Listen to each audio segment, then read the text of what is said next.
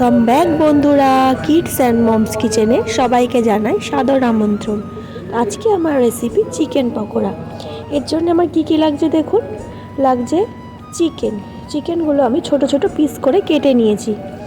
তার সঙ্গে নিয়ে নিলাম নুন, লঙ্কা গুঁড়ো, আর লাগবে বেসন, চালের গুঁড়ো, আর এখানে আছে লেবু আর ধনেপাতা কুচি।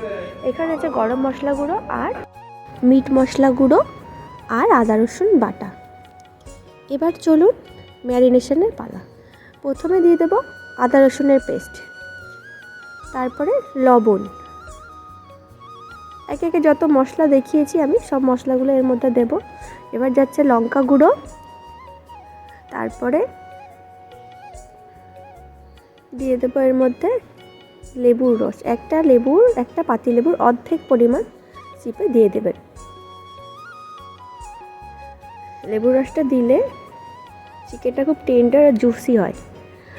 আর তার সঙ্গে দিয়ে দেবো মিট মশলা আর গরম মশলা গুঁড়ো।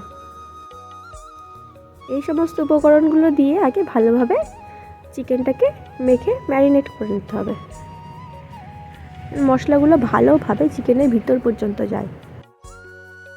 তারপর এর মধ্যে দিয়ে দিতে হবে চালের গুঁড়ো আর বেসন। যতটা বেসন দেবেন তার 1/3 পরিমাণ চালের গুঁড়ো দিতে হবে। আর হ্যাঁ, এখানে কিন্তু এক্সট্রা জল ইউজ করবেন না, কেননা চিকেনটা ম্যারিনেশনের পরে অলরেডি এর থেকে জল বেরোবে। ওই জলের মধ্যেই বেসন আর চালের গুঁড়োটা মাখতে হবে।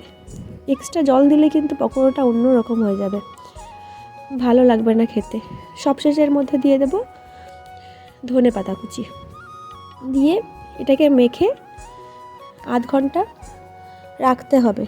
তারপর কড়াইতে তেল গরম হওয়ার সঙ্গে সঙ্গে ওর মধ্যে একটা একটা করে ছেড়ে দিতে হবে চিকেনের পিসগুলো। তারপরে সুন্দর একটা লাল লাল কালার চলে আসবে, তখন এটাকে তুলে নিতে হবে। তুলে নিলেই রেডি হয়ে যাবে দারুণ স্বাদের চিকেন পকোড়া।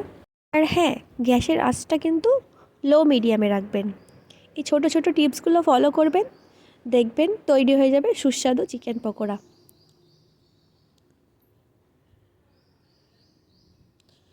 দেখুন অলরেডি লাল লাল কালার চলে এসছে। যখন সুন্দর রেডিশ কালার এসে যাবে তখন তুলে নিতে হবে। দেখুন কত সুন্দর দেখতে হয়েছে। আর দেরি কিসের, বানিয়ে ফেলুন না দারুণ স্বাদের এই চিকেন পকোড়া। দেখবেন বাড়ির ছোট থেকে বড় সবাই খুব পছন্দ করছে।